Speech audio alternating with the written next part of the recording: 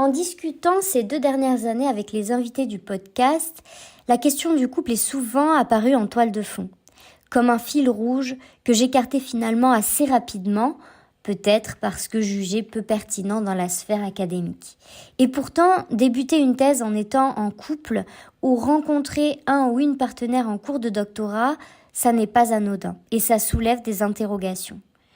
J'ai donc choisi de donner la parole à 3 doctorantes qui se trouvent à des étapes différentes de leur parcours et qui ont aussi des âges et des profils variés. Nous écouterons donc Camille, Julie et Claire qui ont accepté de partager un morceau de leur vie. Clara, la compagne de Julie, interviendra également pour nous offrir un regard extérieur, celui de la personne qui ne fait pas de thèse, mais qui, d'une certaine manière, cohabite avec elle au quotidien.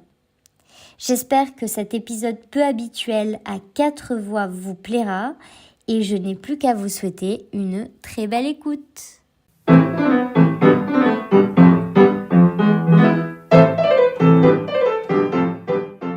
Bienvenue sur Parlons peu, parlons thèse, un podcast sur le doctorat en sciences humaines et sociales.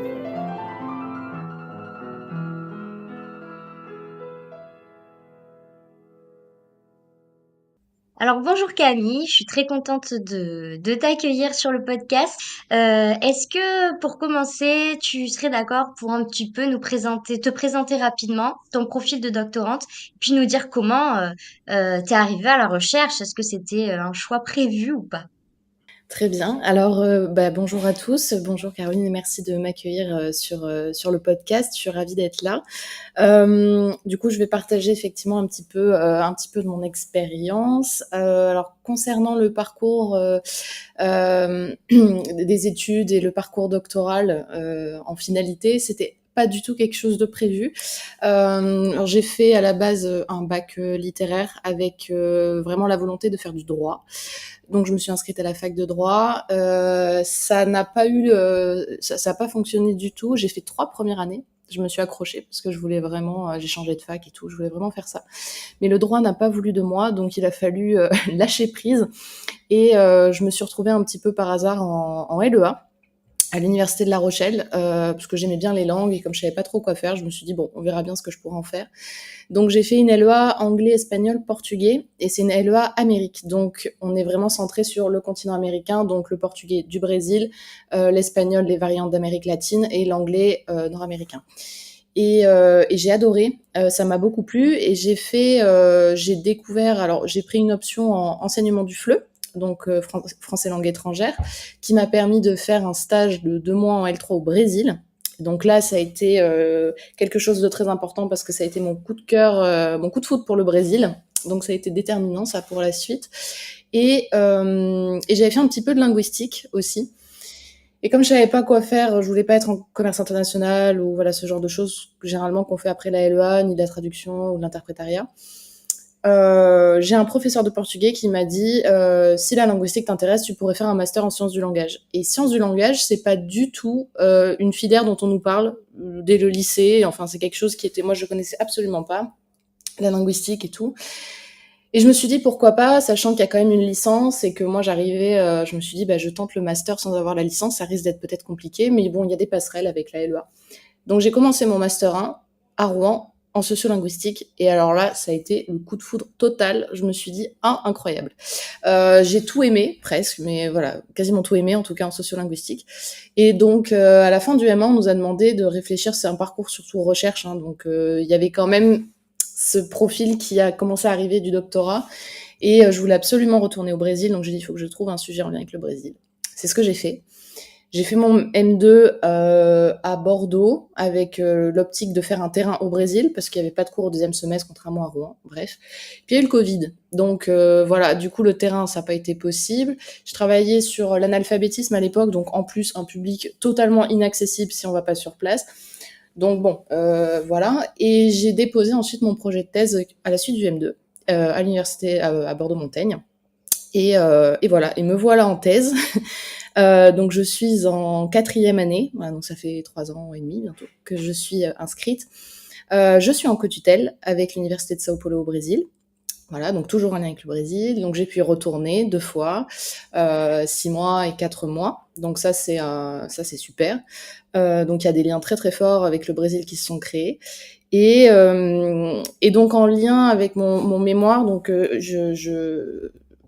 ma thématique globalement, donc je suis en linguistique et donc je travaille du point de vue de l'analyse du discours. Donc je fais des entretiens semi-dirigés avec un public en particulier, donc la communauté trans en l'occurrence, en France et au Brésil. Et en fait, moi, ce qui m'intéresse dans le discours, c'est l'évolution de l'identité et de la perception de soi chez les personnes qui se définissent comme trans, et plus particulièrement l'impact social du coming out, de la publicisation de la transidentité sur ces individus. Voilà, globalement, c'est ça. Donc les mécanismes un peu d'inclusion et d'exclusion qui sont en jeu quand on fait son coming out. Et, euh, et voilà, je pense que j'ai fait le tour globalement. Bonjour Julie et bienvenue sur le podcast. Je suis super contente de t'accueillir pour continuer cette saison 2 et aborder une thématique un peu particulière qui est celle du couple pendant le doctorat. Bonjour Caroline, merci beaucoup de m'accueillir dans ton super podcast que je suis de manière régulière depuis sa création. Je suis très contente aussi d'être là avec toi. Du coup, moi, je travaille sur le flamenco, plus précisément sur les discours féministes dans les spectacles narratifs actuels de flamenco, donc entre les années 2015 jusqu'en 2022-23. Et donc, je suis en espagnol. J'appartiens au département UFR Langue et Civilisation à l'université Bordeaux-Montaigne, donc études hispaniques et hispano-américaines. Et donc là, je suis en 5e année de doctorat. Voilà pour mon statut actuel et mes recherches. Et donc, moi, j'ai fait un bac scientifique et donc que j'ai eu en 2013. Ensuite, je me suis orientée vers une classe prépa physique, chimie, sciences de l'ingénieur, donc rien à voir. J'ai fait 1 an dans cette prépa parce que je me suis rendu compte que voilà, c'était pas pour moi. Donc, petite erreur d'orientation. Donc ensuite, je me suis orientée en licence LLCER espagnol. Et donc ça, c'était en 2014. Et donc j'ai fait tout mon cursus dans cette même fac, hein, donc licence espagnole. Après, j'ai continué en master recherche. Bon, là, il y a eu des gros doutes de ma part sur est-ce que je fais un master recherche, est-ce que je fais un master MEF premier degré, deuxième degré, bon bref.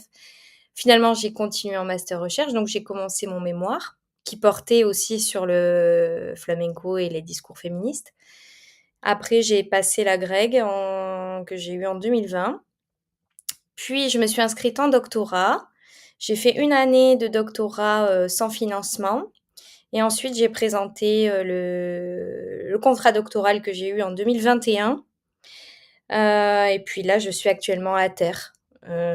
Pareil, l'université Bordeaux-Montaigne. J'ai pas bougé pour l'instant. Alors bonjour Claire, je suis très contente de t'accueillir sur le podcast.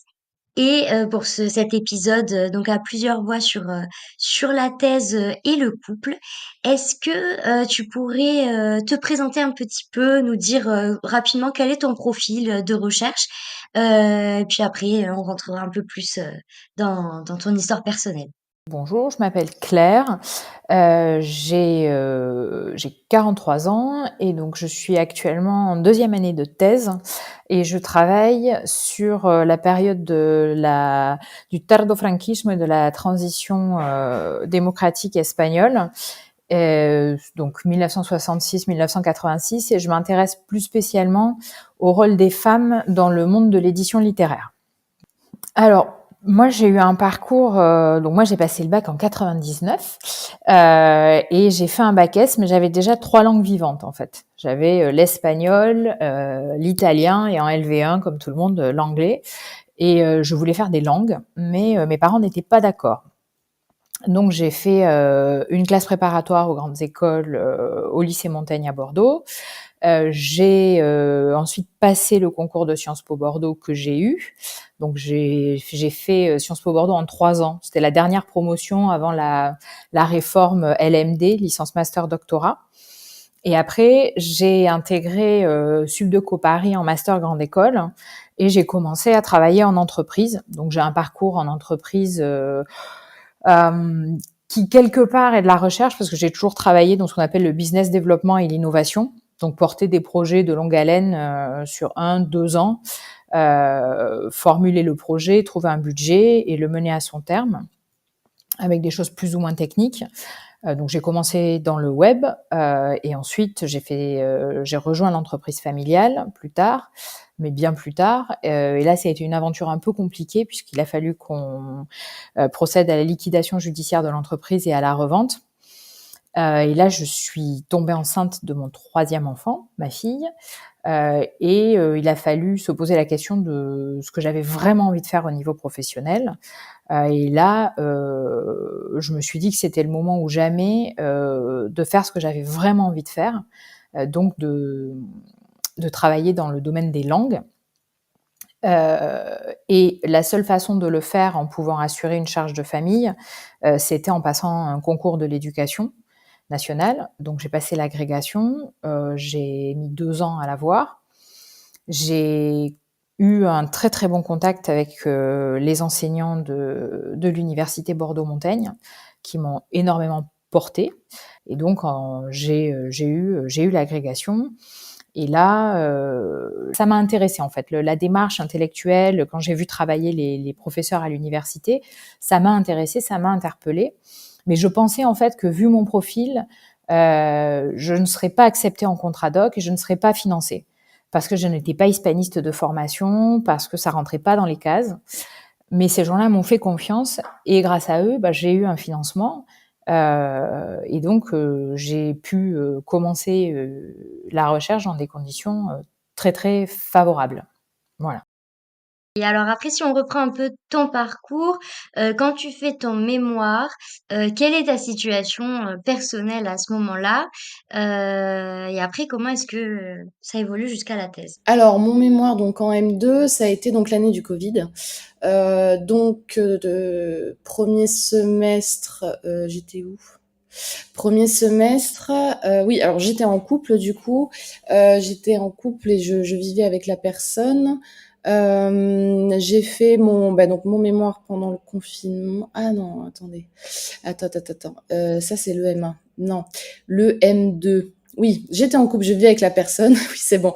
Il y a une partie donc de la rédaction où il y avait c'était le 2e ou 3e confinement, je sais plus. Donc il y a eu une partie, voilà, mais donc j'étais quand même assez isolée. Donc j'ai commencé ma relation en fait, donc ma toute dernière relation à ce moment-là, pendant le M2. Voilà, donc plutôt isolée quand même avec la personne qui elle travaillait, mais voilà, peu de contact. J'étais loin de mon cercle social, familial et tout ça, donc j'étais vraiment qu'avec lui, quoi. Et est-ce que, vous viviez ensemble ou est-ce qu'il y avait plusieurs, logements, Alors un peu des deux. Lui était en colocation, donc on habitait ensemble dans cette colocation. Mais donc lui, il était en avant-dernière année d'école d'ingénieur, donc il faisait de l'alternance.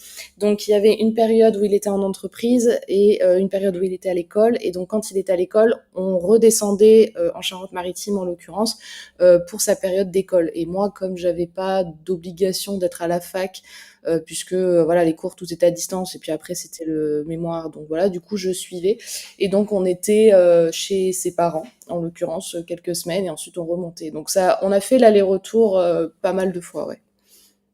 J'étais déjà en couple quand j'ai commencé le doctorat et d'ailleurs, c'était la période de confinement, donc j'étais confinée, avec, ma partenaire de l'époque. c'est pas la même personne avec qui tu es en couple actuellement, si j'ai bien compris?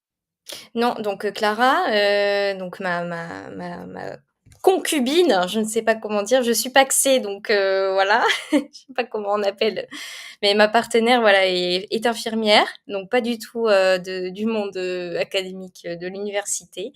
Pas mal de monde dans sa famille est quand même dans le domaine de l'enseignement, surtout premier degré.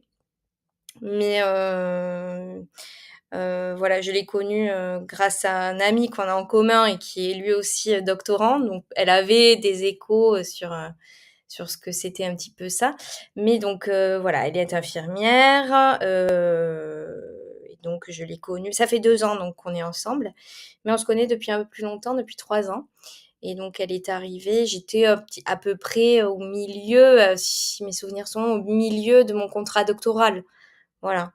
Donc, j'étais encore au début de ma thèse, finalement. Mais j'avais quand même fait pas mal de terrain avant d'être avec elle. Et est-ce que tu parlais des possibles freins que tu voyais à ton profil quand tu commençais le contrat doctoral? Est-ce que l'âge a été un frein mental pour toi? Je pense à des personnes peut-être qui nous écoutent et qui se posent la question. Alors non, alors l'âge non, parce que l'université, moi ce que j'avais trouvé génial déjà quand j'étais plus jeune à Sciences Po, qui est un fonctionnement universitaire, hein, même s'il y a un concours et tout, ça reste une démarche universitaire d'enseignants-chercheurs, de gens qui font de la recherche. À l'époque, on passait un concours écrit, il n'y avait pas d'oral. Et donc, le concours était super ouvert. Et moi, j'ai découvert un espèce de panel de gens, mais complètement fous, intellectuellement, de bords politiques très variés. Enfin, moi, j'avais même pas idée, en fait, que comment dire, de l'arc-en-ciel idéologique qui pouvait exister, mais de façon absolue, c'est-à-dire en sociaux, enfin peu importe, en politique, en droit, enfin donc ça a été génial. Et après, quand j'ai continué même à l'ESCP, où il y a aussi des enseignants-chercheurs, les profils étaient très, très différents. Moi, je me retrouvais avec des gens qui avaient fait du droit, de la pharmacie, avec des niveaux d'études très différents qui rentraient. Et l'arrivée à l'université, où là, les profs, en fait, n'ont aucun a priori. Voilà, j'ai pas fait d'espagnol depuis l'âge de 17 ans. Et le gars m'a dit, bon, bah, vous avez quand même un parcours, vous avez passé des concours, bon, on peut essayer, enfin, on verra bien. Mais j'ai jamais senti de la part des enseignants, quel que soit leur profil, leur âge, leur spécialité, j'ai jamais senti comment dire, d'a priori même de scepticisme. À partir du moment où tu bosses, en fait, la question de l'âge, elle est anecdotique à la fac, en fait, parce que les parcours sont hyper différents et quand tu parles avec les professeurs et les maîtres de conférences, tu t'aperçois que tu en as certains, ils ont enseigné pendant des années dans le secondaire. Tu en as d'autres, ils arrivent de l'étranger, mais ils font carrière avec des choses, des apports très différents. Donc, j'avais vraiment, moi, j'ai toujours eu la sensation que l'enseignement à la fac, sans idéalisme, tu vois, avec quand même en ayant conscience qu'il fallait avoir certains passages obligés, certaines choses. Mais l'âge, alors vraiment l'âge, pour moi, c'était pas un sujet, c'était un non-sujet à l'université. Et alors, c'est pas tout à fait le sujet de cet épisode aujourd'hui, mais je me demande, la préparation à l'agrégation, c'est quand même quelque chose de lourd. On s'engage sur le plus ou moins long terme, en tout cas, au moins pour une année universitaire. Est-ce que c'est une décision qui se prend à deux dans le couple, ou est-ce que pas? Comment, est-ce que ça a été un sujet de réflexion avant de s'engager et dire, OK, je m'inscris? Oui, c'est une décision de couple. Oui, oui, tu peux pas. Puis surtout, moi, j'avais Marguerite, elle avait 1 an, donc tu peux pas dire à ton conjoint. Après, bon, moi, j'étais dans de très bonnes conditions pour faire ma reconversion puisque je bénéficiais d'un plan social économique, et donc pendant 1 an, tu as ton salaire qui est maintenu à 100%, et ensuite la deuxième année, c'est dégrévé, mais c'est pas non plus. Euh, c'est pas, ça te permet de vivre décemment. Enfin, moi, j'étais cadre en entreprise avant, donc ça m'a permis de faire ma reconversion dans des conditions très très correctes. Après, oui, c'est une discussion de couple, dans le sens où ça a un impact sur le revenu du ménage, quoi. Et nous, on a quand même 3 enfants, donc tu prends pas cette décision dans ton coin tout seul. Et nous, pendant 1 an, la deuxième année, enfin, moi, je bossais, enfin, j'avais ma fille, je déposais ma fille à la crèche le matin à 8h, je la récupérais à 17h. Toute la journée, je trimais sur, enfin, ce que tu as fait toi aussi, hein, c'est-à-dire je trimais sur mes cours de prépa. Et le week-end, on était chez mes parents. Mon mari faisait les devoirs avec les enfants, mes parents géraient le bébé, et moi je bossais enfermée dans le bureau. Enfin, on a fait un an où tu t'as pas non plus la. Puis moi je partais de zéro, donc il fallait vraiment que j'envoie, quoi. Donc je faisais, tu vois, le matin je faisais de la grammaire parce que j'avais des lacunes, donc le matin je me mettais le réveil à 5h30, je me collais à la grammaire. 7h, réveil des enfants, 8h, déposer Marguerite.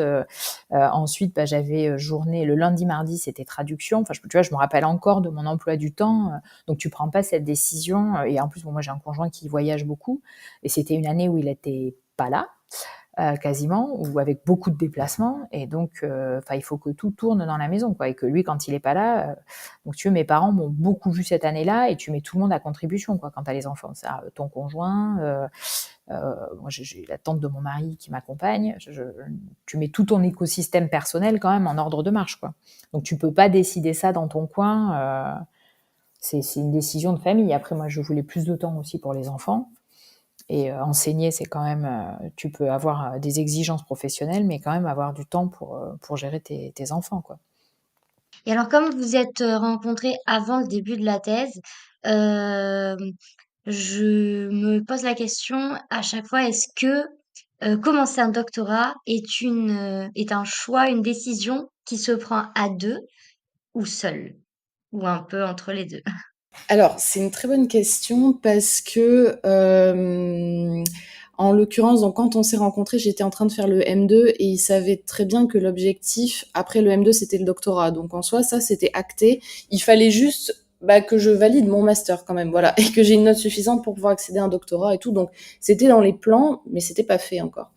Il savait très bien que je voulais travailler sur le Brésil aussi, et donc il allait avoir une période de mobilité aussi à un moment donné, mais quand, comment, pour que aucune idée à ce moment-là. Donc ça, c'était prévu. Et même à la base, je devais bouger pendant le M2, mais juste j'ai pas pu, donc voilà. Et donc en fait, c'est une décision, comment dire, que moi j'avais déjà prise 1 an avant qu'on se rencontre et que lui acceptait. Après, c'est pas quelque chose. Le doctorat, c'est assez flou pour les gens généralement. Donc déjà, ma discipline, elle était un peu floue. Ce que je voulais faire, c'était flou. Donc on a suivi le cours. Pareil, comme on était tous les deux étudiants, je pense qu'il y a un peu ce truc où on suit aussi le parcours, on va au bout du truc et tout. Bon, moi, le bout, c'était le doctorat. Donc quelque part, c'était une suite logique. Et ensuite, au fur et à mesure, je sais pas pour toi, mais moi, le doctorat, on découvre au fur et à mesure tout ce que ça implique. Il y a l'image qu'on s'en fait, et puisque la réalité aussi. Et donc moi, il m'a fallu 1 année pour monter ce contrat de co-tutelle. Donc j'ai eu, en fait, ces 4 ans de doctorat, j'ai eu des vies complètement différentes. Les 4 années n'ont rien à voir les unes avec les autres. Donc il a fallu s'adapter à chaque fois, tout en prenant en compte l'autre. Donc c'est vrai qu'on a quand même bien jonglé avec ça. Non, alors j'ai un avis très tranché peut-être, mais non, non, absolument pas. Un projet de thèse, c'est un projet personnel avant tout. C'est ce qu'on veut faire de sa vie. Donc, j'ai envie de dire, si le partenaire ou la partenaire dit, si tu commences ta thèse, ciao. Bon, faut se poser les bonnes questions. Est-ce qu'on est avec la bonne personne? Euh, non, non, non. Et bien sûr, il faut en parler. Faut dire en avance. Par contre, je vais commencer une thèse et ça va impliquer ça, ça, ça. Ça, oui. Mais, ça doit pas être une décision prise à deux, quoi. Enfin, non, c'est une décision personnelle avant tout. Je préparais la co-tutelle et au fur et à mesure que je prépare la co-tutelle, je cherche des financements que je ne trouve pas. Et je me rends compte qu'il va falloir que je parte idéalement en début du semestre, chez eux. Donc c'était milieu de leur semestre en plus, mois d'octobre. Donc terminer mon contrat à l'université, le babysitting, tout ça, et puis partir. Donc là, il y a une première échéance il y a 6 mois où je suis pas là. Et après je reviens et puis voilà. Donc on avait une visibilité très très courte. Chaque fois c'était au mois. Bon. Donc je suis partie Et il a fallu gérer la distance, qui s'est bien passée malgré tout. Alors ça a été long, mais ça s'est bien passé. Je saurais pas. On avait une relation très, forcément portée sur la confiance. On était en contact quand même pas mal, mais on a réussi à trouver un rythme aussi de voilà, quand est-ce qu'on communique, qu'est-ce qu'on se dit, comment, bon. Et lui était quand même un peu préoccupé. Il commençait à voir les enjeux de plus en plus flous jusqu'à la fin de mon doctorat, à dire ah oui mais tu rentres, après il va falloir que tu repartes, mais tu sais pas combien de temps, c'est pas avec quel argent. Mais rappelle-moi, tu veux faire quoi avec ton doctorat déjà, et pourquoi tu travailles sur ça? Et là il y a quand même ce genre de conversations qui sont très très régulières, euh, et qui est, je pense, assez typique des relations, en tout cas de personnes qui font une thèse qui sont en couple avec des gens qui ne sont pas en thèse, et qui est légitime aussi, hein, voilà. Donc il y avait des préoccupations vis-à-vis du couple, dans le sens où on savait pas quand est-ce qu'on allait pouvoir se poser. On savait pas, voilà, il y avait pas trop de points fixes. Financièrement aussi, c'était, enfin en tout cas de mon côté, et c'est toujours très compliqué. Donc ça, c'était des trucs un peu latents, pas très agréables, mais bon, on a fait avec. Et ensuite, une fois que je suis rentrée, on est resté 4 mois. Alors lui, bon, il travaillait chez ses parents, et donc on est resté 4 mois là-bas. Donc là, je me suis re-isolée un petit peu. En fait, j'avais passé 6 mois au Brésil toute seule. Enfin, mais ça c'est merveilleusement bien passé.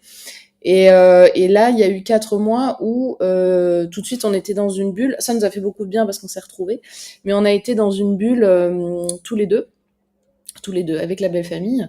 Et donc là, j'étais un petit peu coupée du cercle social, alors bon, du Brésil quand même en ligne et tout ça. Mais en France, j'avais toujours pas créé de cercle en fait. Et ça, c'est quand même malgré tout un problème, c'est que la première année, j'étais pas à Bordeaux. Je suis partie. Et après, j'étais pas à Bordeaux. Donc, je connaissais très peu de gens ici. Mes contacts étaient surtout en ligne. Et donc, finalement, j'étais quand même assez isolée. Après, je suis repartie, 4 mois. J'ai retrouvé mes contacts au Brésil, etc., etc. Lui a fini par me rejoindre en la fin des 4 mois. On a pu bouger un petit peu au Brésil pendant 3 semaines. Donc ça nous a fait énormément de bien. Et ensuite, on est rentrés ensemble, et là, il y a eu de nouveau une longue période de quasiment 6 mois, ouais, 6 mois, de nouveau chez la belle famille, et, euh, et donc d'isolement encore. Et là, ça devenait un peu compliqué pour moi. Ça devenait vraiment compliqué parce que je commençais à attaquer la rédaction, que j'avais plein de doutes et que j'étais avec des gens qui ne comprenaient pas ce que je faisais. Enfin voilà. Et donc, j'ai commencé à revenir sur Bordeaux un peu plus souvent pour des formations, etc. Et il y a eu un événement très très marquant dont une autre participante a déjà parlé au mois de juin, qui s'appelle Remue Méninge, donc qui a été un test, voilà, à l'université Bordeaux-Montaigne l'année dernière. Et donc on a passé 5 jours entre doctorants de l'université Bordeaux-Montaigne au mois de juin dans un village vacances. Et alors là, révélation. Alors déjà, on se fait plein d'amis, super, et puis plein de gens qui sont dans la même galère. Donc on s'est dit bon bah ça fait quand même du bien de se rendre compte que on a tous des parcours différents. Il n'y a pas vraiment, personne n'a rien à voir les uns avec les autres. Mais voilà, c'est cette notion, vraiment ce truc d'isolement très fort. Et donc l'été, moi pour ma part, j'ai gardé beaucoup de contacts. J'ai continué de garder contact avec pas mal d'entre eux. Je revenais beaucoup sur Bordeaux, je suis restée beaucoup sur Bordeaux, donc j'ai un peu délaissé. J'ai laissé mon compagnon faire ce qu'il avait à faire avec sa famille, et moi il fallait vraiment que j'avance, donc je venais de faire ma demande de dérogation pour une 4e année et tout, donc ça devenait un peu urgent aussi d'avancer.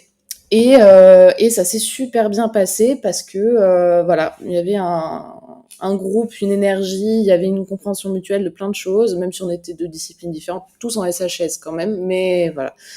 Donc ça, c'était super. Et puis, et du coup, en fait, je me suis dit, je vais m'installer à Bordeaux. Pour ma 4e année, il n'y a pas moyen, je peux pas repartir, m'isoler quelque part et tout. Parce que mon compagnon, lui, il avait pour objectif de partir plutôt travailler du côté de la Suisse.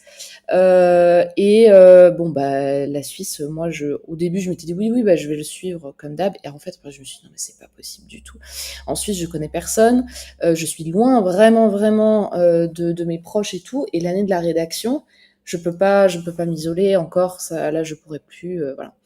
Donc, le projet a été avorté, entre guillemets, puisqu'il est venu à Bordeaux, avec moi, là, à la rentrée. Il a fallu trouver un logement, tout ça, bon voilà. Et donc là, alors on s'est séparés, ça n'avait pas de lien avec la thèse, mais voilà, la relation s'est terminée. Par contre, du coup là, effectivement, je suis dans une dynamique où on a une salle avec donc, la plupart des doctorants dont je parlais, où on est tous ensemble, tous les jours, on se voit, enfin bon, chacun fait sa vie, mais on a une dynamique, un peu une routine qui nous aide vraiment beaucoup. Donc voilà. Et ça a été une inquiétude, ça, au départ, de peut-être rencontrer quelqu'un qui connaît pas ta réalité dans le sens où elle ne l'a pas vécu, ta réalité de doctorante. Alors une inquiétude, non. J'ai jamais été inquiète, parce que, je suis, issue d'une famille qui était complètement extérieure aussi à ce monde-là. Donc je suis habituée en fait à ce qu'on comprenne pas ce que je fais, heu, que ce soit très obscur pour, toute personne qui est extérieure à ce monde un peu, compliqué de l'université. Donc non, une inquiétude non, mais voilà, je savais que, il allait falloir que j'explique, que je et encore une fois, oui et non parce que voilà, son meilleur ami donc, avec le grâce auquel on s'est connus, heu, faisait déjà ça donc elle savait vaguement, ce que c'était quand même, mais mais non, j'étais pas inquiète quoi. Non, non. Bon, moi, c'est Clara. Merci déjà pour l'invitation, Caroline. Du coup, je suis Clara, j'ai 25 ans. Je viens du Pays Basque, si jamais on entend un petit accent. Et je suis infirmière. J'aimerais te poser une première question qui est peut-être un peu difficile, mais qui est que si tu es avec des amis ou des collègues et qu'on te demande qu'est-ce que fait Julie dans la vie, qu'est-ce que tu vas dire? Et puis, si on te pose un petit peu des questions, comment est-ce que tu vas expliquer ça? C'est intéressant. Je leur dis simplement qu'elle est professeure d'espagnol à la fac, pour faire simple. Et soit j'ai quelqu'un en face de moi qui ne connaît pas du tout ce milieu-là et qui va se cantonner à cette information, soit il va me poser des questions un peu plus poussées, type est-ce qu'elle a fait l'agrégation, voilà, on va vite partir sur le sujet de la thèse. Donc ça, on peut développer un peu plus à ce moment-là. Mais c'est vrai, comme j'étais aussi à leur place il y a pas moins de 2 ans, euh, je fais au plus simple, voilà. Même si des fois, Julie me reprend quand même encore sur son statut quand elle est à côté. Parce qu'il y a des petites choses, des petits détails qui m'échappent encore ou qui demandent encore plus d'explications et elle le fait très bien. Ouais, c'est normal. Déjà, même pour nous, c'est pas toujours évident. Et si tu dois expliquer la thèse, tu dirais quoi? Qu'elle fait quoi de son quotidien? Déjà, j'expliquerai que c'est comme un mémoire parce que la plupart des personnes ont quand même plus notion de ce qu'est un mémoire plus qu'une thèse. Et je dis c'est comme un mémoire mais avec 400 plus de pages, 400 pages en plus, pardon. Et de manière beaucoup plus approfondie. Et par contre, c'est vraiment un travail acharné au quotidien en fait. On s'en aperçoit pas, mais Alors, là, c'était encore un autre débat parce que, si tu veux, j'étais, donc je pensais pas avoir un profil éligible au contrat doc parce que justement, j'avais cette idée que, le contrat doc, c'était aussi une façon d'accompagner des gens qui avaient un parcours universitaire, donc qui avaient déjà fait leurs armes dans la recherche et en gros de récompenser un parcours académique. Donc, je pensais qu'il fallait vraiment avoir un parcours très, très linéaire pour y avoir droit. Et quand j'ai commencé à m'interroger sur les sujets de recherche, à réfléchir sur ces sujets-là, j'avais prévu moi de le faire en même temps que mes premières années d'enseignant. En fait, je m'étais dit ok, je vais faire ma thèse en 6 ans, je travaille dans le secondaire et je fais ma thèse en parallèle. Euh, et il s'avère que le calendrier de production de mon mari tombe et là on s'aperçoit qu'en fait il va être absent quasiment l'an dernier, il a été quasiment absent sur 9 mois, avec des retours à la maison, mais avec quasiment 9 mois sans retour le week-end, tout ça. Et moi, on m'annonce que je suis mutée à Orléans-Tours. Et alors là, waouh, tu vois, 3 enfants, Orléans-Tours, normalement, habituellement, t'arrivais à t'en sortir à Poitiers avec 3 enfants, tu vois. Et ben là, non. Bordeaux était passé à 1000 points, donc Poitiers était passé à 600, et donc Orléans-Tours était passé à 400, quoi. Donc, genre, t'étais content d'être à Tours. Et là, c'était pas possible. En parlant, tu vois, j'interroge quand même les PR de la fac et les maîtres de conférences en me disant, mais vraiment, tu crois que j'ai une chance, enfin, avec mon profil, enfin, je peux y croire. Écoute, c'est pas garanti parce que beaucoup d'appelés, peu d'élus, mais oui, enfin, tu bosses bien, à l'oral, t'es à l'aise, tente. Ok, donc là, je dis, banco, allons-y. Et il se trouve que ça passe, quoi. Et en fait, si tu veux, il y a eu à la fois une contingence logistique très forte qui m'a poussée à trouver une solution et qui, au final, m'a offert une opportunité où depuis, donc là, maintenant, ça fait 1 an et demi, je m'éclate, quoi. Enfin, et je fais un truc que j'aurais jamais, si tu veux, osé rêver faire. Ah, parfois c'est comme ça que ça se passe, hein, quand on fait un peu tout dans l'allure, finalement, on se rend compte qu'il y a des choses qui se débloquent. Donc tu es en deuxième année de contrat doctoral, c'est ça, et en deuxième année d'inscription de thèse. Et bon, alors je sais que cette question n'est pas facile, tu n'es pas obligé d'y répondre, mais tout à l'heure tu disais je comptais faire ma thèse en 6 ans avec un emploi dans le secondaire. Est-ce que là, c'est quelque chose que tu t'es fixé, une limite d'années à pas dépasser, ou est-ce que tu penses un peu à l'après-contrat? Alors, pour être très transparente avec toi, le couple, donc ce sont des contingences.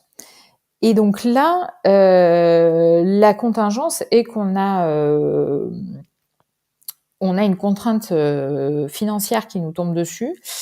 Et il se trouve que je ne peux pas rester avec le contrat doc.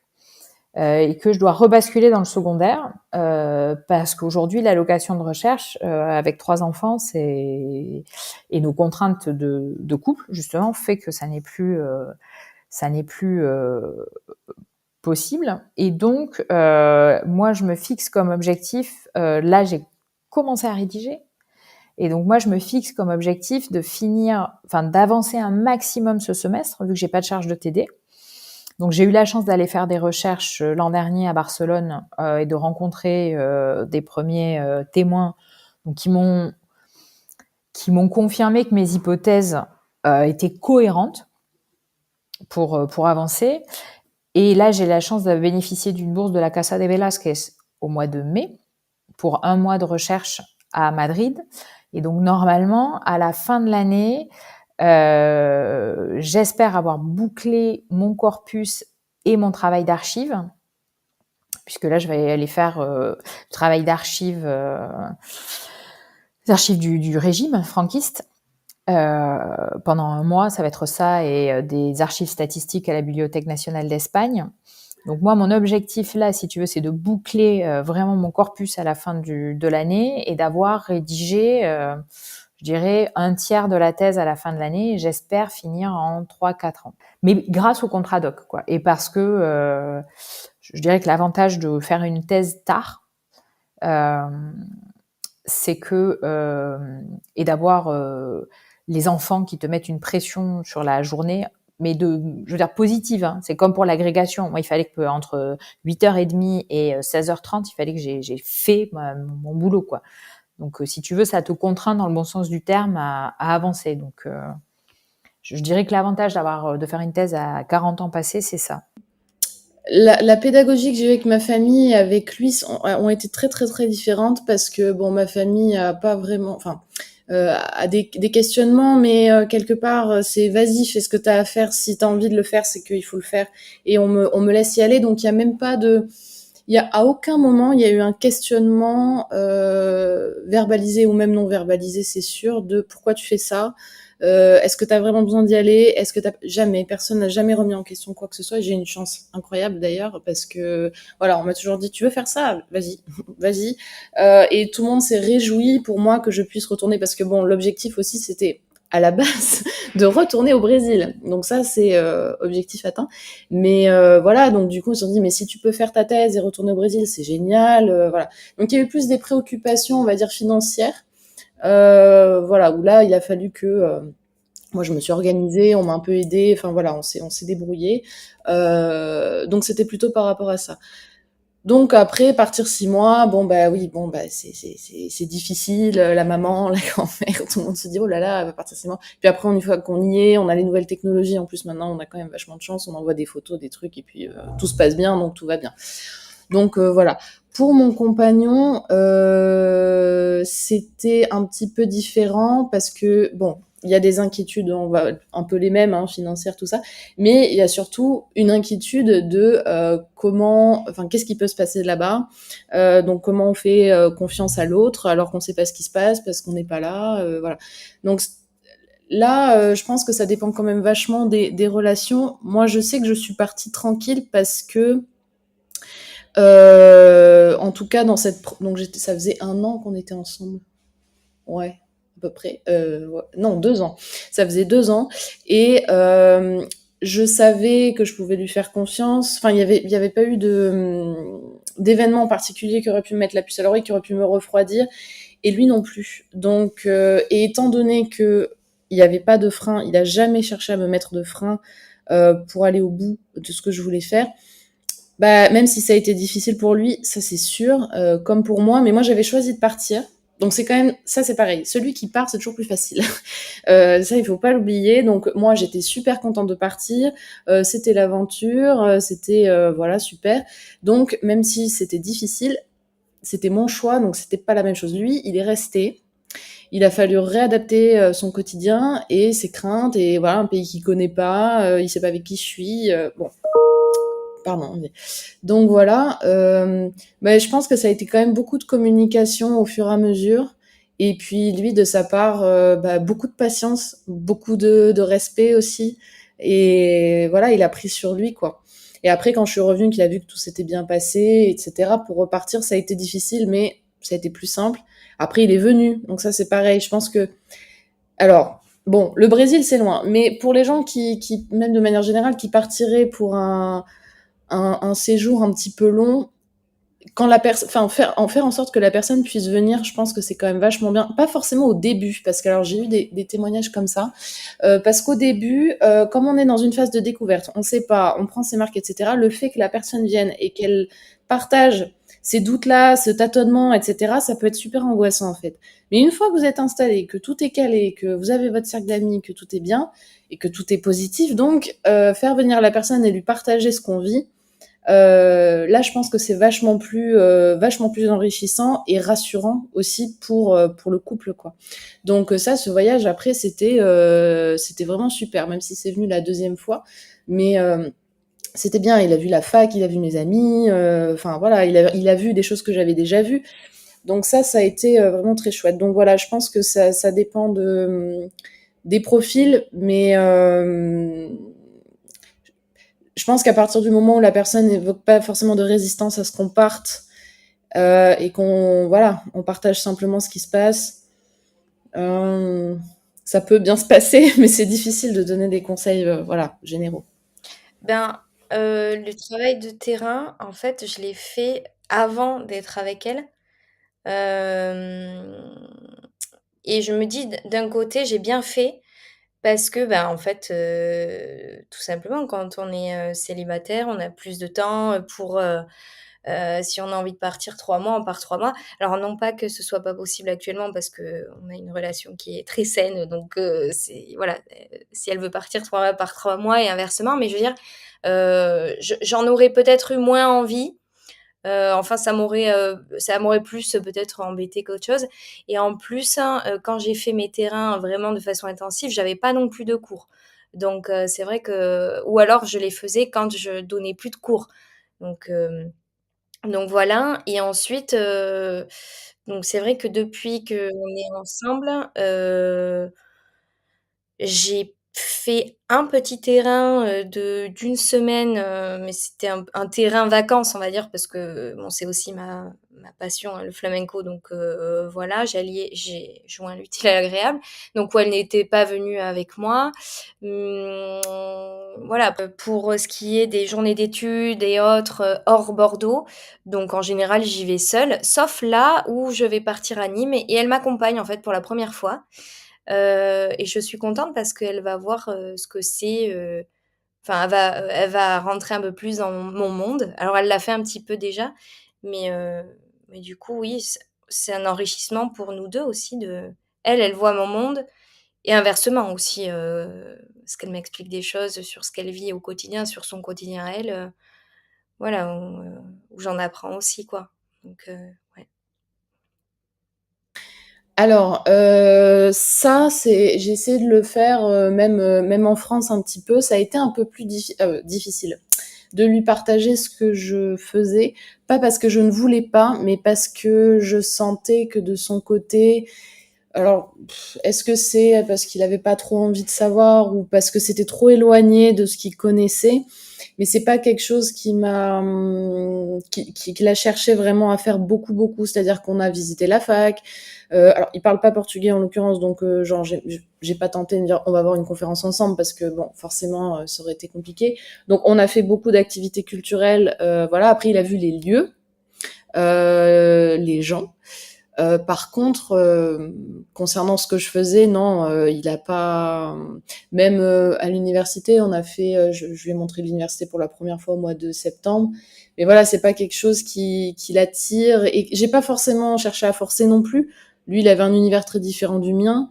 Même si je m'intéresse beaucoup à ce qu'il fait et tout ça, on est limité à un moment donné aussi dans la compréhension. Mais bon, c'est vrai que ça pouvait être un regret quand même, effectivement, de ne pas pouvoir partager euh, plus que ça, ce que je fais et qui comprennent pas plus que ça l'intérêt que ça a. Et voilà. Et c'est juste que si c'est intéressant pour moi, bah, c'est que c'est intéressant. Voilà.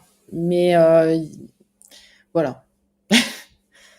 Le monde dans lequel elle était, enfin dans lequel elle est, je le connaissais pas vraiment. Donc c'est vrai que j'ai tout découvert avec elle au fur et à mesure. On avait un ami en commun, mais je l'ai pas du tout vécu de la même manière. Là vraiment, j'ai l'impression de vraiment être rentrée dans son monde et d'avoir vu toutes les parts de lumière ou d'ombre de ce travail. Mais non, je trouve ça génial. En fait, ça donne plus, c'est concret, quoi. Voilà, c'est vraiment le concret de, je vois ce qu'elle fait, je vois ce qu'elle donne. Et au final, c'était plus autour de elle, me dire que c'était super pour elle qu'elle puisse aussi euh, échanger avec des gens, tu vois, parce que je trouve encore une fois que c'est très solitaire. Et le fait de pouvoir échanger, de pouvoir donner un travail, juste savoir si c'est bien ou pas, en fait, tu vois. Euh, je me suis dit que c'était super ça. Mais j'avais pas d'a priori, en fait, j'étais vraiment dans une optique de j'accueille ce qui vient et sans préjugés, mais c'est un monde quand même assez fermé et c'est vrai que il y a une mentalité quand même. Je m'attendais à rien, mais je m'attendais pas à ça pour autant. Alors, je serai très, très, très, très humble sur ce sujet parce que il y a ce que tu fais toi et après il y a ce que ton conjoint vit par ailleurs. Et ça, t'as pas la main en fait. Et je dirais que passer le concours, déjà c'est de l'enseignement. Enfin, euh, et peut-être je dirais en tant que femme, euh, je dirais que c'est malgré tout le discours féministe, etc. Je pense quand même que tous les conjoints ne sont pas équipés pour avoir pour vivre avec quelqu'un qui va chercher son épanouissement professionnel sur quelque chose de très exigeant intellectuellement. Et en plus, quand tu travailles sur des problématiques de genre, il faut que tu aies quand même quelqu'un en face de toi qui soit en capacité d'accepter que tu chemines intellectuellement et que tu avances.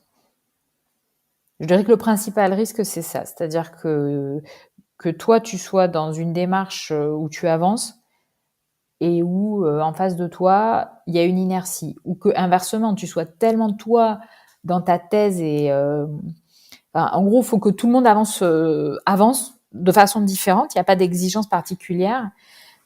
Mais je dirais que c'est plus ça. Et je ne crois pas que ce soit la thèse qui mette le couple en jeu. Tu vois? Je pense que c'est tout ce qui se greffe autour. Et le fait d'être deux individualités qui suivent des chemins. Voilà. Mais effectivement, le fait de... Et ça dépend de tes thématiques, quoi. Enfin, de tes thématiques de travail aussi. J'encouragerais évidemment à aller voir les présentations de leurs partenaires. Parce qu'en plus d'être concret, c'est surtout soutenir son partenaire et c'est rentrer dans son monde, plus comprendre. Et ça, pour moi, dans un couple, déjà, c'est primordial de rentrer de comprendre, de découvrir le monde de l'autre, parce que c'est aussi comprendre une partie de lui.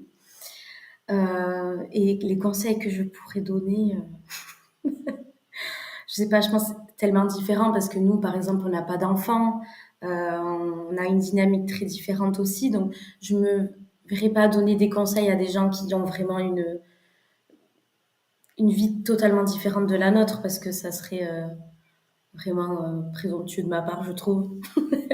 Mais en tout cas, si je communique avec quelqu'un qui un peu dans la même situation que moi, oui, vraiment de communiquer,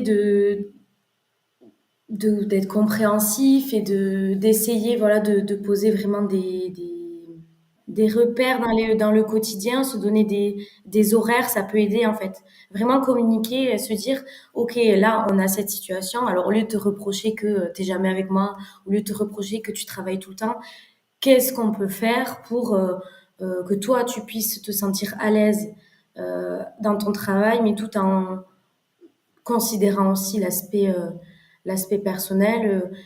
Qu'est-ce qui t'aiderait? Moi, c'est ce que j'ai demandé à Julie, c'est qu'est-ce qui peut t'aider euh, pour que tu puisses travailler dans les bonnes conditions et qu'est-ce qu'on peut faire pour que euh, notre relation soit aussi une priorité, tout comme ta thèse est une priorité.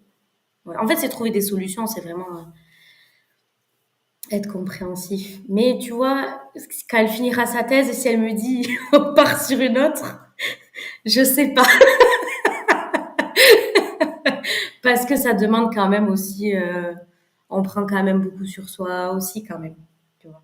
Autant que elle que moi, parce que ça prend tellement d'espace qu'à un moment donné, ça prend aussi de l'espace au niveau personnel. Et il y a des périodes qui peuvent être plus intenses que d'autres. Donc ça va prendre aussi plus de place dans la vie perso. Mais ça, comme enfin, je me dis, c'est le cas pour nous dans le cas de sa thèse, mais ça peut être aussi le cas dans d'autres métiers pour d'autres personnes. Par exemple, un auto-entrepreneur. Et est-ce que le fait aussi de travailler dans la chambre, est-ce que ça a été difficile pour toi d'associer ce lieu aussi au travail et après pour déconnecter, comment, si on déconnecte, je ne sais pas, mais est-ce que parfois t'arrivais quand même quand il y avait ces moments en famille de laisser vraiment la thèse ou parfois t'avais quand même, tu continues à cogiter? Alors, j'ai fait pas mal de tests différents. J'ai un peu tout essayé puisque, comme je te disais, j'ai beaucoup bougé. Donc, en fait, à chaque fois, il a fallu me réadapter à un lieu de travail différent, souvent avec des gens, à part quand j'étais à Sao Paulo. Bon, j'avais l'université et chez moi. Après, le reste du temps, j'ai été soit en colocation, soit donc avec mon compagnon et d'autres personnes, soit chez ma belle famille. Donc, c'est une gestion un peu particulière, c'est-à-dire que ce que j'essayais de faire, donc pour partir sur le couple, lui il travaillait donc la journée, donc moi notre espace c'était la chambre, donc du coup je travaillais dans la chambre sur des horaires de bureau on va dire, le soir, à part s'il y avait vraiment quelque chose d'extrêmement urgent à terminer, le soir je travaillais pas parce qu'il y avait le repas en famille et ensuite le moment où on se retrouvait, donc j'avais segmenté comme ça. Tout en sachant que là notamment c'était le cas depuis cet été et puis début de la rentrée, où malheureusement si le doctorat ça fonctionnait comme ça, c'est-à-dire que le doctorat, l'écriture, donc j'avais commencé mais je suis toujours en train de commencer, c'est-à-dire que j'avance petit à petit, mais je veux dire ça fait un moment que effectivement que j'ai commencé à rédiger des choses. Et l'écriture, c'est pas un truc qui se contrôle comme ça. Il y a des jours ça marche, des jours ça marche pas. Il y a des heures où ça marche, il y a des heures où ça marche pas. Et ça peut changer d'un jour à l'autre, d'une semaine à l'autre, d'un mois à l'autre. Et donc, ce qui était compliqué avec cette dynamique-là, notamment à la rentrée, c'est que en fait, lui étant sur un rythme de travail classique, le soir il rentre et travaille pas. Et moi, des fois, j'avais pas été super productive dans la journée, ou du moins j'étais productive de façon improbable à 18h, mais il faut rentrer parce que il faut préparer à manger, parce qu'il faut retrouver l'autre, etc. Donc ça coupe un petit peu. Et puis une fois qu'on rentre le soir, il faut passer du temps avec l'autre. Non pas que ce soit une corvée, mais c'est juste que du coup, si on veut se remettre à travailler, il faut soit attendre que la personne se couche, et donc là finir très tard, mais du coup on est décalé sur le rythme après. Bon, donc ça c'était un peu compliqué parce que moi il y a des fois où j'aimerais bien travailler le soir. Voilà, et donc comment on fait? Donc là j'ai pas de j'ai pas de conseils, si ce n'est que je sais pas, je pense que c'est des arrangements à avoir entre nous. Je sais qu'il le vivait les quelques fois où c'est arrivé, il le vivait assez mal, le fait que je sois pas disponible le soir. Bon, il acceptait parce que voilà, mais donc il y a une sorte de culpabilité aussi après où on se cale sur le rythme de l'autre et l'autre a du mal à se caler au nôtre. Donc voilà, ouais, globalement c'est ça. Alors non, pas trop parce que quand on s'est rencontrés, lui il était enseignant, donc il était prof d'histoire. Aujourd'hui, il est metteur en scène d'opéra, et donc pour lui les phases de préparation de mise en scène, si tu veux, c'est des jours et des jours de lecture. Donc c'est des journées entières de podcast, c'est des films au cinéma, c'est des lectures, des journaux, des magazines. Donc lui il comprend ça. Puis il a aussi fait à une époque il faisait du documentaire. Donc le documentaire c'est un travail, il y a du documentaire sur l'histoire de l'opéra. Donc, tu vois, sur l'histoire de l'opéra comique, des choses comme ça. Donc, il y avait des grosses phases documentaires, de préparation, de recherche. Donc, lui, là-dessus, non, il comprend. Enfin, j'ai pas eu de travail de pédagogie, dans le sens où son travail à lui consiste aussi à faire ce travail de documentation, d'archives, de mise en perspective historique, d'écoute de podcasts. Donc, non, nous, ça pas là-dessus. J'ai pas eu moi avec les enfants, ça reste un peu. Ils savent que je travaille sur l'Espagne. Ils situent les gens parce qu'on a dîné avec certains, parce que je parle beaucoup de Jesus parce que je travaille avec lui de façon quand même assez régulière. Donc j'ai aussi une co-directrice de thèse, donc ils ont les noms autour d'eux. Le sujet en tant que tel, c'est un peu abscon. Après, avec mon conjoint et nos amis les plus proches, oui, j'en parle parce que j'ai un sujet qui est quand même assez concret, puisque je parle de femmes éditrices qui ont géré des entreprises et qui sont sur des repères culturels du XXe siècle. Donc assez facile entre guillemets, si tu veux. Quand je dis oui, je travaille sur l'éditrice qui a qui a traduit la première L'amant de Marguerite Duras en 84, et c'est grâce à elle qu'il y a cette photo hyper connue de Marguerite Duras sur la couverture de L'amant. Tu vois, les gens ils visualisent parce que j'ai pas mal de copains qui lisent beaucoup, de copains et de copines qui lisent beaucoup, et parce que c'est aussi des problématiques qui nous touchent aujourd'hui, c'est-à-dire la censure aujourd'hui, c'est un sujet qui revient par rapport à l'actualité, par rapport à ce qu'on peut voir dans certains régimes autoritaires aujourd'hui. Ces questions de écrire pour résister, puisque là c'est quand même, moi je travaille sur une période où les éditeurs et en plus bon moi ça se centre à Barcelone parce qu'il se trouve que c'est à Barcelone que ces figures féminines vont émerger. C'est aussi une problématique de genre, donc c'est quelque chose qui interpelle.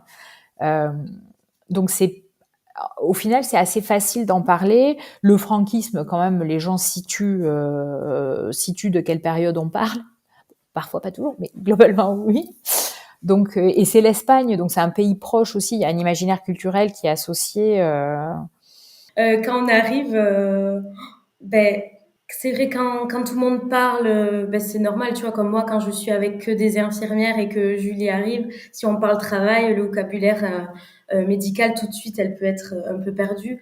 Donc, moi, arriver dans ce milieu-là que je ne connais pas, il y a des conversations, des fois, je lui dis, je ne comprends pas la conversation. Mais elle me l'explique toujours de manière très bienveillante. Et par contre, ça m'a fait du bien aussi de rencontrer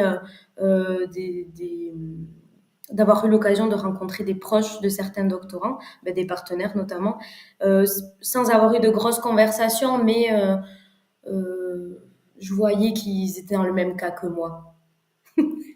de voir que ben, c'était pas aussi facile non plus au quotidien, que ça demandait tout le temps de s'adapter aussi, et que alors autant j'avais pas cette réflexion de me dire est-ce que c'est normal ou quoi, mais le fait de le voir chez les autres, ben, ça rassure toujours et on se dit ah oui ok bon ben, c'est vraiment la thèse. Tu vois. Ouais. Mais non mais c'est chouette quand même parce que ça je connais pas du tout ce milieu donc ça m'ouvre vraiment vers des contrées différentes. Donc c'est vraiment sympa. Alors d'un côté vraiment pratico-pratique, j'ai beaucoup de chance.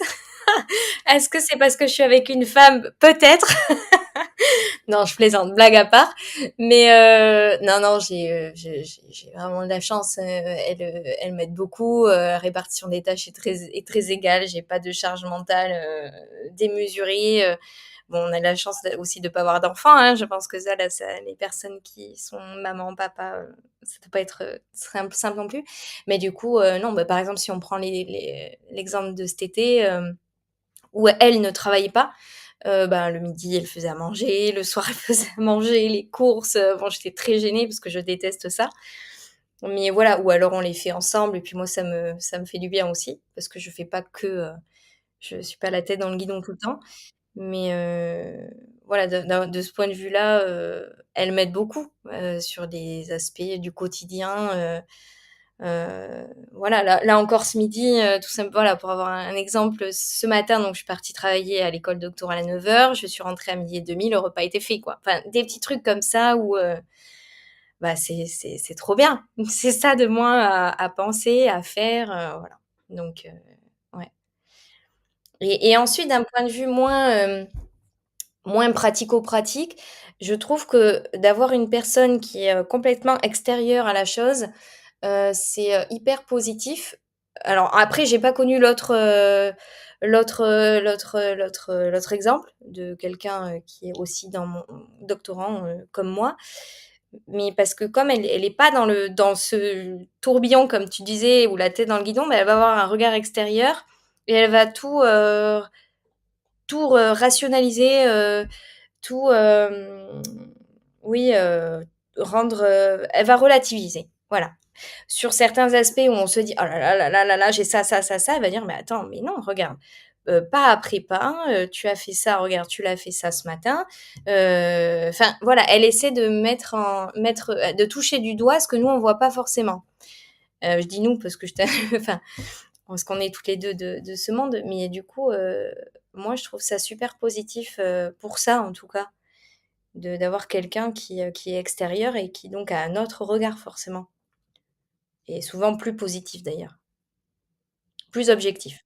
Alors, c'est vrai que la notion d'espace, en fait, je l'ai vécu un peu comme j'ai vécu le confinement, alors que j'étais pas confinée du tout, mais parce que c'était un espace très restreint, où les espaces étaient mélangés. Il y avait plusieurs fonctions et selon les moments de la journée. Donc, il y avait, ma belle-mère qui était là, par exemple.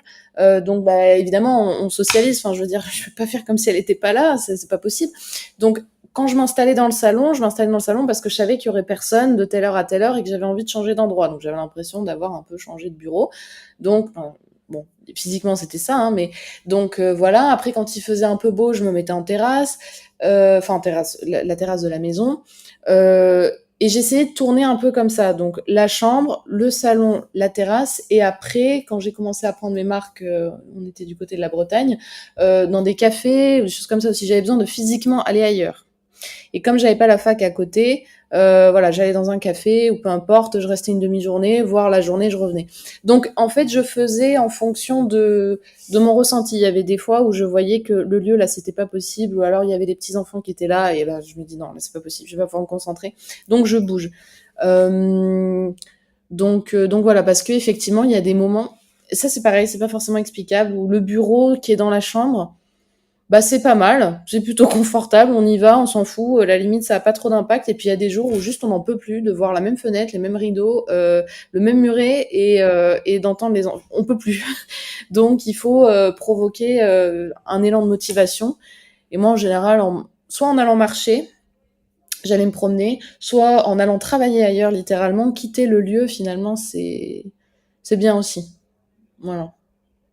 Ouais, alors c'est une question qui est complexe parce qu'on a en tout, 3 pieds-à-terre, mais aucun fixe. Donc ouais, je dirais même 4. Donc en fait, on est entre le Pays basque et l'entre-deux-mer, donc Bordeaux.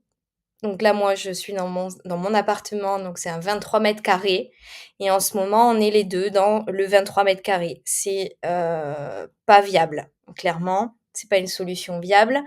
On s'en sort parce qu'on communique beaucoup, parce qu'on est 2 tempéraments qui, fonctionnent.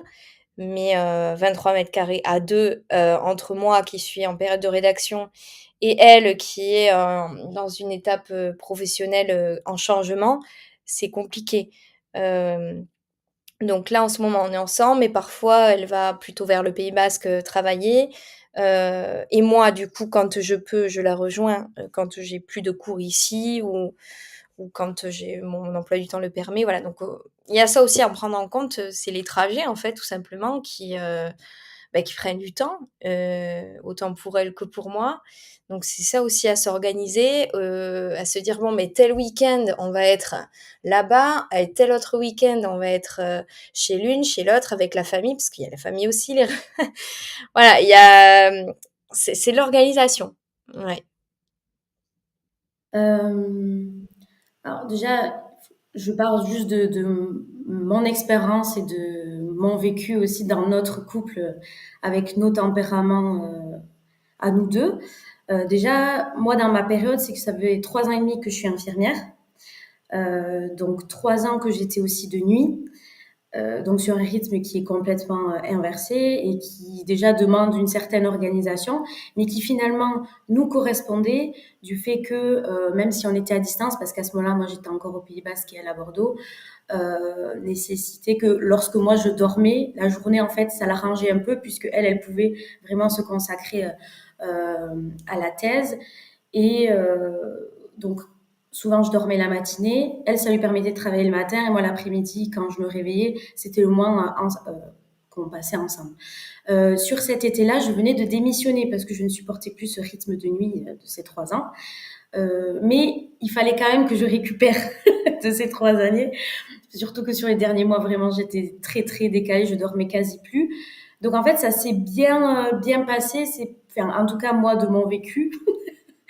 Je ne sais pas comment l'a vécu Julie, je pense que oui aussi, mais on avait vraiment une organisation de moi, je dormais et j'étais tranquille de me dire, je peux dormir sans culpabiliser que ben, elle est toute seule, elle est au Pays Basque, on fait rien. Et elle était plus, je pense, tranquille de, je peux travailler et elle dort et de pas culpabiliser aussi à se dire, mais quelles vacances on fait, voilà. Par contre, oui, ça a demandé quand même de l'organisation. Quand il y a des amis qui sont venus à la maison, par exemple, sur quelques jours, ça, je sais qu'elle appréhendait un peu plus le fait de faire comprendre à mes amies aussi que qu'elle devait travailler, même si elle ne part pas dans un endroit, elle travaille sur place. Donc ça, c'est quelque chose que j'avais déjà abordé aussi avec mes amis et ils le comprenaient très bien. Mais encore une fois, beaucoup de communication, d'adaptation. Et je pense que c'est vraiment les piliers de toute façon pour tout et pour n'importe qui. Mais voilà. Alors, ça se passe différemment en fonction de si mon mari est en déplacement ou pas. J'essaie généralement, comme lui c'est prévu très longtemps à l'avance, j'essaie de le faire quand il est là. Donc tu vois, l'an dernier, je suis allée à un colloque à Alicante où j'avais une com. Donc là, c'est lui qui s'y est collé. Et si jamais... Ah non, même pas, je dis une bêtise, c'est mes parents qui les ont gardés. C'est mes parents. Et par contre, quand je suis partie à Barcelone, là, c'était lui qui était à la maison et il se débrouille. Voilà. Et là, pour la Casa de Velázquez, quand j'ai su que j'ai eu la bourse, j'ai appelé mes parents, mon mari, et mes parents savent que, en gros, au mois de mai, ils vont venir faire du mardi soir au mercredi soir. Et parce que mon mari bosse, et donc mon mari, lui, fera le reste. Mais tu vois, j'ai calé le truc. Je pars la dernière semaine des vacances de Pâques, où en plus, il y a un jour férié. Et ensuite, il y a un autre jour férié. Et je rentre avant le pont de l'Ascension. Et j'ai prévu de rentrer les week-ends parce que j'ai le financement qui me permet de le faire. Mais tu vois, j'ai prévu de partir à une période où c'est la fin de l'année scolaire, donc normalement, et c'est aussi parce que cette année, j'en ai un en seconde, un en cinquième, donc il n'y a pas d'examen en juin. Mais en fait, c'est une vie professionnelle. Ce qui est compliqué à faire comprendre, c'est que c'est une vie professionnelle où tu as des déplacements professionnels, et donc moi, j'avais déjà une vie professionnelle où au début, ma première vie professionnelle, j'allais toutes les semaines à Paris, après ça a été Hambourg, l'Allemagne. Après, j'ai été un peu plus sur Bordeaux. Mais si tu veux, moi, je bougeais beaucoup dans ma première vie professionnelle. Après, oui, même après, quand je bossais dans l'entreprise familiale, j'avais des déplacements à Paris, j'avais des déplacements à Lyon sur plusieurs jours. Donc nous, le déplacement professionnel, il est intégré. Et la thèse, alors c'est les enfants qui ont du mal à comprendre, puisque je bosse à la maison. Je passe ma vie avec un livre à la main. Donc ça, c'est voilà, leur dire, ma fille, elle comprend pas quand le mercredi, elle est un mercredi sur deux au centre de loisirs. Je dis mais je travaille en fait, je travaille. Elle, ça lui passe au-dessus, quoi, parce que je suis à la maison. Donc quand j'ai cours avec les élèves, elle comprend que je vais à l'école, donc ça va. Mais les périodes où j'ai pas les élèves et où je suis tout le temps à la maison, c'est plus compliqué.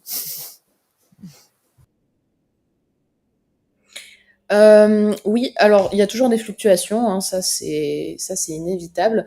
Mais par contre, oui, en tout cas dans la motivation, je suis très contente d'aller à la fac. Il n'y a pas une seule fois pour l'instant où je me suis dit, bon, à part si j'ai quelque chose d'autre à faire, mais où je me suis dit, je vais pas venir, je vais rester travailler chez moi. Pas une seule fois. Alors peut-être que ça va arriver, hein, mais là, non, en fait, avoir cette routine de venir à la fac, de manger ici, de voir ça, pour l'instant, c'est extrêmement salvateur pour moi. Donc, j'y prends toujours plaisir et effectivement, je suis productive. Voilà, et puis on apprend à chacune, parce qu'on est quasiment que des femmes en l'occurrence, mais à fonctionner, voilà, chacune a ses horaires, ses petites habitudes et tout. Et finalement, cette espèce de train-train que j'ai pas eu pendant des années, où j'arrêtais pas, j'étais avec ma valise tout le temps à bouger, aux gens me disaient oh là là, mais c'est super, tu bouges tout le temps. Oui, c'était super, mais alors là maintenant, le train-train, vraiment, c'est la meilleure chose qu'il me faut pour pouvoir me concentrer sur la rédaction. Donc là, pour l'instant, c'est super. Et maintenant que en fait, elle est repassée de jour, donc on va dire qu'elle a une fatigue qui est similaire, donc ça va mieux. Heu, mais on essaie de se dire de se caler des moments pour nous, en fait. On s'est dit: «Il nous faut ces objectifs-là», où on se dit: «Bah, tel jour», mais on le prévoit quand même, hein, c'est un peu, ça fait c'est pas très, romantique ou pas très, heu, ça fait pas très naturel, mais bon, on se dit: «Bah, tel jour, samedi, tant, on se fait une après-midi, je sais pas moi, escape game, cinéma, voilà et en fait, moi ça me motive parce que je me dis: «Bah, OK, là je charbonne à fond et puis samedi, c'est la détente» et puis elle, ça lui fait aussi un moment où elle se dit, «Bah, là je travaillerai pas, je profiterai, avec Julie», voilà. Sans ça, ça nous envahit. Il y a plus de sphère personnelle, il y a plus de sphère, pro. Tout s'est mélangé. En fait, c'est du matin au soir, la nuit, c'est tout le temps. Ça aussi, au début, Clara, ça a été compliqué pour elle à assimiler.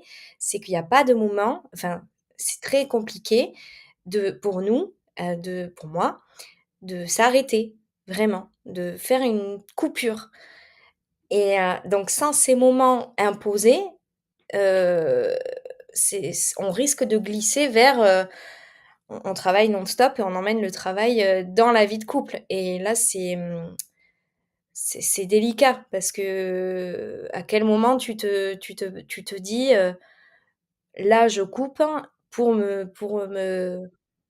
profiter, en fait, de ma partenaire», mais en même temps, est-ce que j'ai, alors est-ce que j'ai mérité ça? Bon, ça, c'est un peu une formulation un peu forte, mais, est-ce que je peux m'octroyer ce droit-là? C'est compliqué aussi avec ce statut où on n'a pas d'horaire, en fait. Donc il faut absolument se les fixer, enfin c'est mon point de vue, hein, pour vraiment essayer de faire la part des choses entre vie pro, vie perso et étant en couple ou non d'ailleurs, hein, je pense que pour la santé mentale, qui était ton podcast juste avant, je pense que voilà, c'est important aussi de s'octroyer des moments, où on décroche. Enfin, c'est dur, mais faut essayer quoi. Euh, Moi, pour le coup, vraiment, je l'admire à ce niveau-là parce que moi, je sais qu'elle a enfin, je trouve que c'est une assiduité dingue au quotidien que moi, personnellement, je ne pourrais pas avoir. Enfin, ou je ne pense pas actuellement avoir. Et pour moi, c'est très dur en fait, mais je trouve plus dur pour elle. Bon, automatiquement, ça peut impacter notre couple dans le quotidien, mais j'ai l'impression que c'est tellement un travail solitaire, tellement un travail où au final, ce qui est difficile, c'est que moi, par exemple, dans mon travail, parce qu'elle me dit, oui, mais t'es infirmière, c'est super dur. D'accord, mais moi, dans ma tête, ça dépend. C'est-à-dire, quand je pars au travail, une fois que je reviens, c'est fini. Le fait qu'on aille dans un lieu et qu'on revienne, ça coupe, en fait, rien que de changer d'environnement. Et je trouve que de rester quotidiennement dans un environnement, euh, c'est vraiment difficile. Donc, il y a des choses qu'on a essayé de mettre en place, qui est plus facile de mettre en place au Pays Basque, par exemple, qu'à Bordeaux, parce qu'au Pays Basque, c'est une maison où on a plusieurs pièces. Donc déjà, on a déjà dit, la chambre à coucher, par exemple, hors de question qu'elle travaille là, parce que c'est séparé. Il faut que dans sa tête ou inconsciemment qu'elle rentre, c'est zen, apaisé et pas de travail, de manière à couper. Donc il y a des moments où ce qui est le plus dur, je pense, au quotidien, c'est couper avec le travail et aider à ce qu'elle puisse couper aussi. Mais en fait, c'est des fois, je vois qu'elle coupe pas alors qu'on est à table, on est les deux, on va discuter, mais je sens qu'elle est un peu ailleurs et en même temps, je peux pas la blâmer. Tu vois, je comprends. Mais c'est aussi à moi de l'aider à lui dire, bon là, stop. Mais ça s'adapte parce qu'il y a des fois où si je vois que ça prend trop d'espace, par exemple, on s'est dit ben, samedi, dimanche, c'est off, c'est que nous deux. Je vois que le samedi matin, elle arrive pas.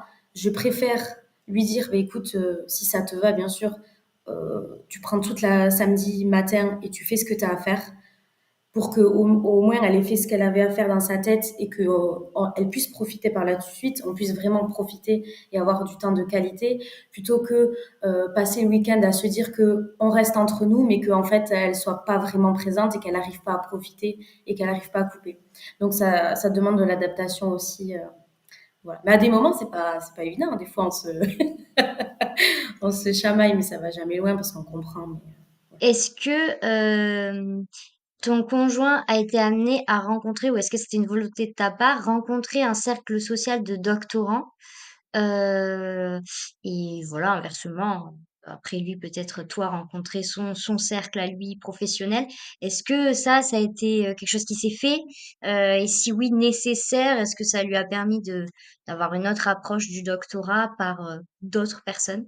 Alors, mes proches, alors effectivement, les premières années, comme j'étais assez isolée, c'était des relations que j'avais plutôt en ligne, soit avec des gens que je connaissais du master, mais qui l'avaient jamais rencontré, soit, oui, bah, des gens qui étaient au Brésil, donc forcément, ils se sont pas rencontrés. Et puis, ouais, globalement, il connaissait personne physiquement. Jusqu'à cette année où il a rencontré une amie qui a fait le master avec moi. Voilà, donc ils se sont vus 2 fois. Et ensuite, une de mes meilleures amies brésiliennes, du coup, qu'il a rencontrée quand il est venu au Brésil. Et voilà, mais il n'y a pas eu de... En l'occurrence, après c'est ma personnalité aussi, mais j'ai pas... j'ai eu du mal à partager, enfin c'est pas que je voulais pas partager ces amitiés-là, c'est simplement que j'avais peur qu'ils se sentent un peu exclus si on venait à parler de doctorat. Donc les conversations qu'il y a eu, il a rencontré d'autres personnes cet été un petit peu aussi, les conversations qu'il y a eu à propos du doctorat, c'était des choses assez pragmatiques sur lesquelles il pouvait avoir des repères, c'est-à-dire est-ce que tu es financé, où est-ce que tu habites, globalement sur quoi tu travailles, mais vraiment globalement. Euh, voilà, donc il n'a pas créé de lien en fait avec des amis, d'autres amis doctorants. Ça a été et puis il y a eu plusieurs fois où j'avais proposé et il se sentait pas spécialement. Il s'est dit qu'on allait parler thèse tout le temps, qu'il allait pas se sentir à l'aise, alors que bon, en l'occurrence on parle pas de thèse tout le temps, mais surtout quand il y a d'autres personnes. Mais bon, voilà, c'était un ressenti.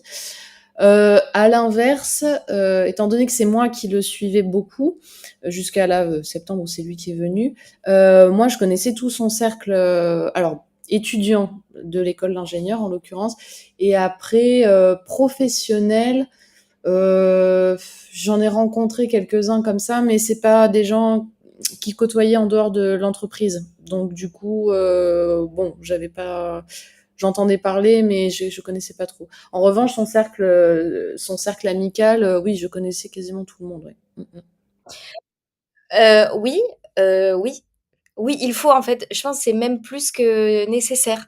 Parce que je trouve, enfin c'est mon avis, que si on reste dans un cercle comme ça, entre nous, en fait, on se ferme très vite et on rentre vite dans la spirale de l'angoisse, de oh là là, de c'est horrible ce qu'on fait, ce qu'on a, on est mal payé, on se plaint beaucoup. Et en fait, quand on rencontre d'autres personnes, mais ça c'est valable dans la vie tout court, eh ben on se dit ah ben en fait on n'est pas si mal lotis, ou alors ah ben il y a des personnes qui sont comme nous, pourtant qui n'ont pas le même métier, mais au final on se ressemble en fait.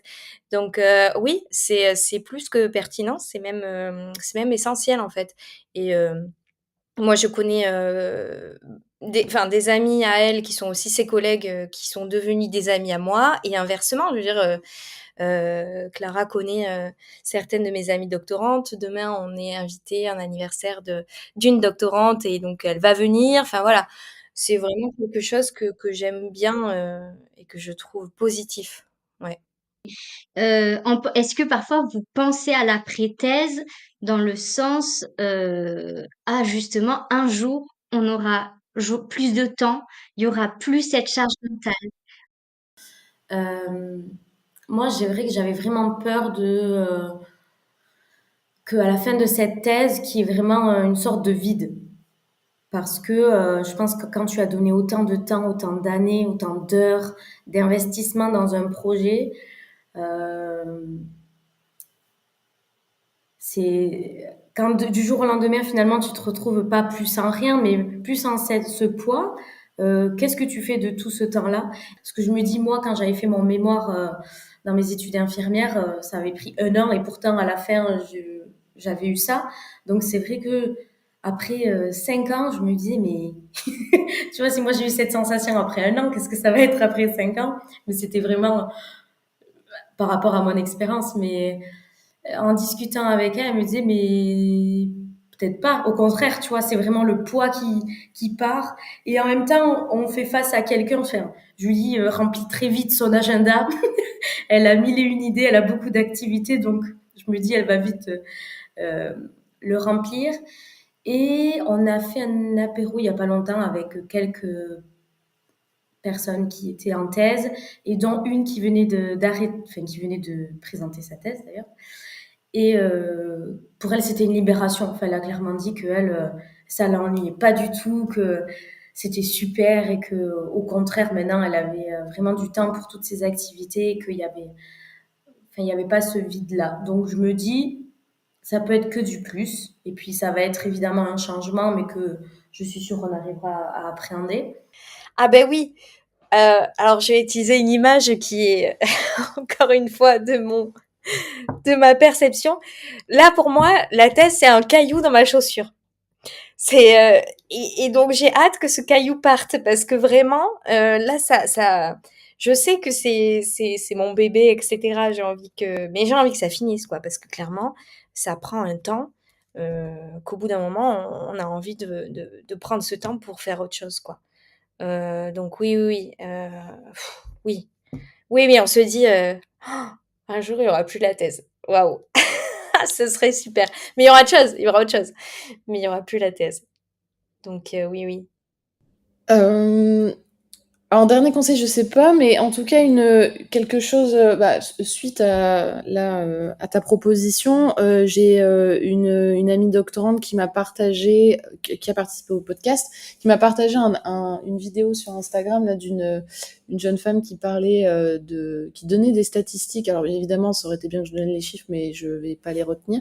Mais je vais donner la tendance générale, qui disait, en gros, c'était des chiffres sur des doctorantes qui sont en couple tout au long de la thèse. Il y avait une espèce de chronologie comme ça. Et en fait, la plupart c'est pas très positif, mais la plupart des doctorantes qui sont en couple en thèse se séparent soit au moment de la rédaction, soit juste après la soutenance. Et donc j'ai plus la proportion, mais bon, il y en avait quand même. Les deux grosses tendances, c'était ça. Et en fait, il y avait des explications plutôt sociologiques à ça et économiques aussi, mais globalement du fait que les femmes étant historiquement moins diplômées que les hommes, il pouvait y avoir un décalage à un moment donné, soit de la part de la doctorante qui sent un décalage intellectuel, on va dire, ou voilà, avec son compagnon, s'il n'est pas doctorant. Oui, c'est dans le cas d'une personne qui n'est pas doctorante. Faut pas forcément remarque, parce que après la thèse, il y a aussi ce truc de la femme qui est plus diplômée et la femme qui peut gagner plus. Ça dépend des disciplines, hein, parce qu'on sait que on sait que la richesse vient pas quand même tout de suite, mais bon. Et donc voilà, et je trouvais ça assez intéressant. Parce qu'effectivement, moi je vois quand même dans ma perception, il y avait quand même une petite frustration, là je me rends compte maintenant, une petite frustration de pas pouvoir avoir un certain nombre de conversations, de pas avoir, le doctorat c'est un entraînement en dehors de nos disciplines, à la réflexion scientifique, à une réflexion critique, qui est très difficile à avoir, et donc c'est un apprentissage constant, et en fait c'est quelque chose moi je me rends compte qu'on partage au quotidien, tous, enfin entre doctorants, à remettre un peu en question les choses, à discuter, à débattre et tout ça, d'une certaine façon qu'on estime, entre guillemets, nous, légitime, ou en tout cas de la bonne façon scientifique, on va dire, de remettre en question des arguments, des lectures, etc. etc. Et comme c'est un apprentissage, et que c'est quelque chose dans lequel on baigne, je pense que le fait de ne pas pouvoir le partager avec quelqu'un qui partage notre quotidien, ça peut être une frustration à un moment donné. Voilà, donc ça, je pense que c'est une réalité. Après, je pense pas que ce soit incompatible. Il y a des gens qui sont très curieux et il y a une ouverture, mais ça peut être quand même une source de frustration. Donc encore une fois, je pense que l'entourage est super important. Donc voilà, pour contrebalancer, il faut vraiment pas rester seul, et voilà, pour garder cette dynamique qui est super agréable de réflexion scientifique, de débat et tout, donc pas être frustré et partager d'autres choses avec son compagnon ou sa compagne. Voilà, parce que sinon, c'est vrai que ça peut être vite frustrant. Ouais. Un petit quelque chose peut-être que Même si des fois on peut être perdu sous le travail ou quoi, juste se remémorer pourquoi on est avec la personne. Souvent quand on est avec quelqu'un, c'est pour ses valeurs. Et même si on est dans une période où oui, ça peut être compliqué, toujours se référer à ces valeurs-là et c'est que ça reviendra à un moment donné. Comme dans tous les couples, il y a des hauts et des bas. Et la thèse, c'est un long chemin, c'est une aventure pour le doctorant, mais aussi pour le couple, pour le partenaire, et que comme toute aventure, il faut apprendre, il faut aussi se rappeler pourquoi on est ensemble, qu'est-ce qu'on aime chez l'autre, quelles sont ses valeurs. Et moi, par exemple, chez Julie, il y a plein de choses que j'adore ses valeurs, et je sais que quels que soient les chemins qu'on pourra emprunter, ces valeurs-là, elles resteront. Dites-vous que vous n'êtes pas seul dans ce cas. Il y a forcément d'autres personnes qui sont en train de vivre, ce que vous vivez vous.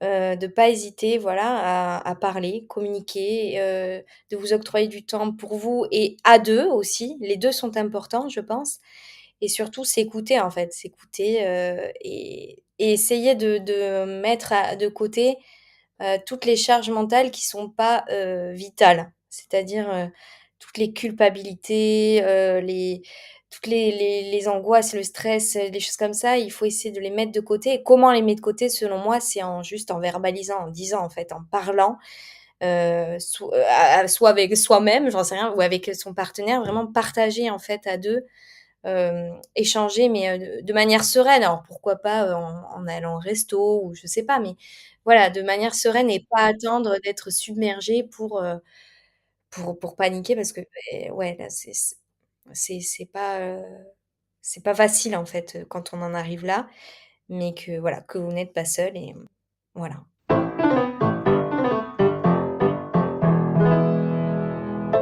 Vous venez d'écouter Parlons peu, parlons thèse, un podcast réalisé par Caroline et produit par Avispa. J'espère que vous avez passé un agréable moment et à très vite pour un prochain épisode.